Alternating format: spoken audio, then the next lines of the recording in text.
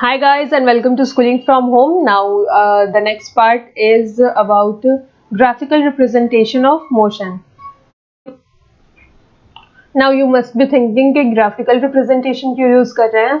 तो ये बहुत ही convenient method है. अगर आपके पास दो set of data है, ठीक है, जैसे आपके पास distance का data है और डिस्टेंस का एक पूरा सेट है डेटा का और टाइम का है, तो आप बहुत आसानी से डिस्टेंस और टाइम में रिलेशन निकाल के उसे ग्राफ पे शो करके और फर्दर जो भी अदर फिजिकल क्वांटिटीज़ हैं उन्हें भी निकाल सकते हैं उससे.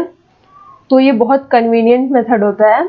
इसमें हमें बेसिकली दो टाइप के ग्राफ पढ़ने हैं. पहला है डिस्टेंस टाइम ग्राफ, दूसरा है वेलोसिटी टाइम ग्राफ.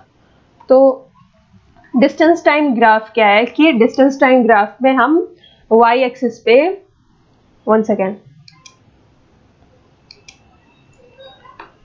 हम ये वाई एक्सिस है, वाई एक्सिस पे डिस्टेंस लेते हैं और एक्स एक्सिस पे टाइम लेते हैं. ठीक है, यहाँ भी आप देख सकते हैं डिस्टेंस बाय टाइम दिख रहा है ना. ये डिस्टेंस और ये टाइम है, इसे वाई एक्सिस पे लिया और इसे हमने एक्स एक्सिस पे लिया है. तो ये जो है the change in position of an object with time can be represented on distance time graph. और डिस्टेंस टाइम ग्राफ जो है उसको यूज करके हम स्पीड निकाल लेते हैं. अगर हमारे पास डिस्टेंस टाइम ग्राफ है तो उससे हम स्पीड निकाल सकते हैं और डिस्प्लेसमेंट टाइम ग्राफ से वेलोसिटी. अब ऐसा कैसे होता है कि डिस्टेंस टाइम ग्राफ ये जो है तो ऐसा कैसे होता है कि डिस्टेंस टाइम ग्राफ है और यहाँ यूनिफॉर्म मोशन की बात हो रही है. ठीक है, तो यूनिफॉर्म मोशन में हमें distance equal interval of time में इक्वल डिस्टेंस ट्रैवल करेगा बॉडी और इक्वल डिस्टेंस होगा तो हमें एक स्ट्रेट लाइन मिलती है. ये स्ट्रेट लाइन जो है ये हमें, ये जो स्लोप है ये हमें स्पीड की मैग्नीट्यूड दे देती है ना, स्पीड या वेलोसिटी का मैग्नीट्यूड दे देती है. ये होता कैसे है कि अगर हमें निकालना है, स्लोप निकालना है, तो स्लोप क्या होता है, delta y by delta x होता है. डेल्टा वाई डिस्टेंस है और डेल्टा एक्स जो है वो टाइम है, चेंज इन टाइम है. तो डिस्टेंस अपॉन टाइम करेंगे तो क्या मिलेगा, हमें स्पीड मिलेगा. हमने पहले भी पढ़ा है speed equals to distance upon time. तो इसके स्लोप से हमें डिस्टेंस मिल जाता है. और अगर कोई बॉडी है वो रेस्ट पोजीशन में है तो हमें ग्राफ कुछ ऐसा दिखता है, स्ट्रेट लाइन है ना, parallel to the x axis. ऐसा क्यों हो रहा है, क्योंकि टाइम तो चेंज हो रहा है. ठीक है, टाइम बढ़ते जा रहा है पर डिस्टेंस सेम है, उसकी पोजीशन में कोई चेंज नहीं आ रहा है क्योंकि वो रेस्ट में है बॉडी. तो ये हमें एक्स एक्सिस पे के पैरेलल जो ग्राफ मिले उसमें हम समझ लेंगे कि वो बॉडी रेस्ट में है. अब है the distance time graph for a body moving at uniform speed is always a straight line. ठीक, मैंने अभी बताया कि अगर यूनिफॉर्म अगर इक्वल इंटरवल ऑफ टाइम में इक्वल डिस्टेंस ट्रैवल कर रही है बॉडी, ठीक है, in case of uniform motion, तो हमें एक स्ट्रेट लाइन मिलेगी.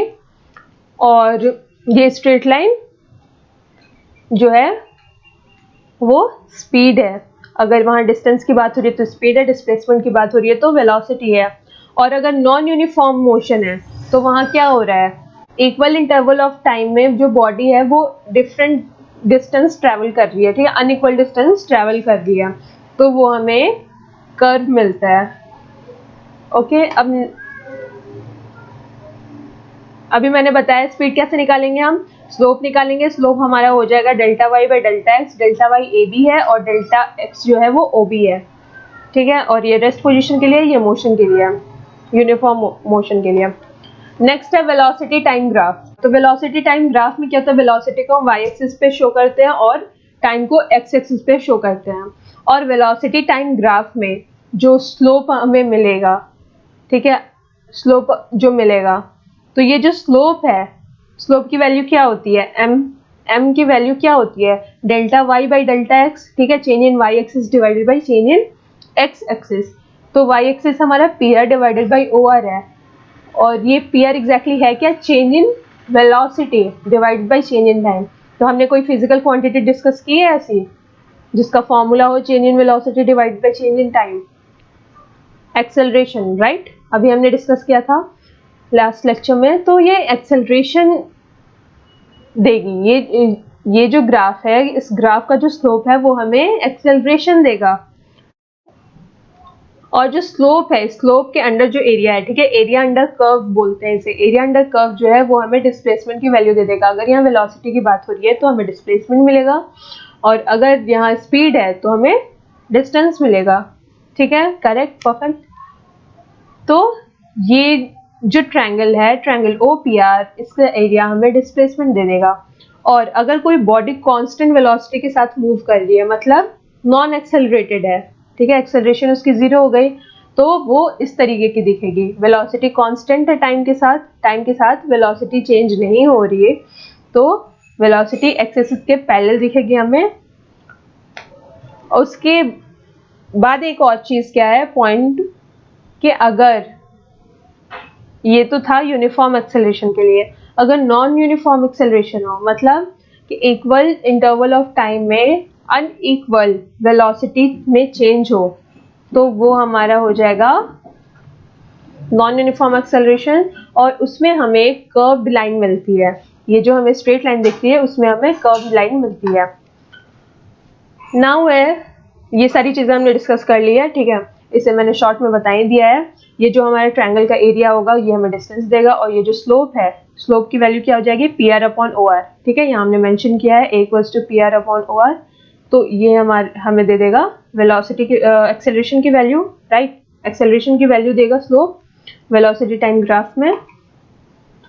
ये हमने ये बात की थी। अब ये जो एरिया अंडर कर्व है, इस केस में ये एक ट्रायंगल है, और ट्रायंगल के लिए हम क्या फॉर्मूला यूज करते हैं ट्रायंगल के एरिया के लिए, half into base into height, right, तो half into PR into OR करेंगे हम, तो उससे हमें ये डिस्प्लेसमेंट मिल जाएगी।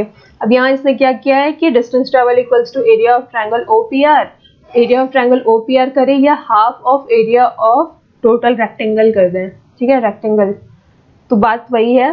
तो उसने उसमें क्या कर दिया है, OQ इंटू OR ले लिया है, ठीक है, इससे कंफ्यूज नहीं होना है। हम इस सीधे इस ट्रायंगल को यूज कर सकते हैं, that half into PR into OR, पर इसने half of rectangle of OQPR लिया हुआ है, ठीक है, तो इससे कंफ्यूज नहीं होना है, इसने बस हाफ लेंथ इंटू ब्रेथ कर दिया है। तो इतना था इसमें, और अगर ये सब समझ में आ रहा है तो प्लीज लाइक और सब्सक्राइब करो मेरे चैनल को, और अपने फ्रेंड्स के साथ शेयर करिए, ठीक है, और पूरी प्लेलिस्ट देखिए।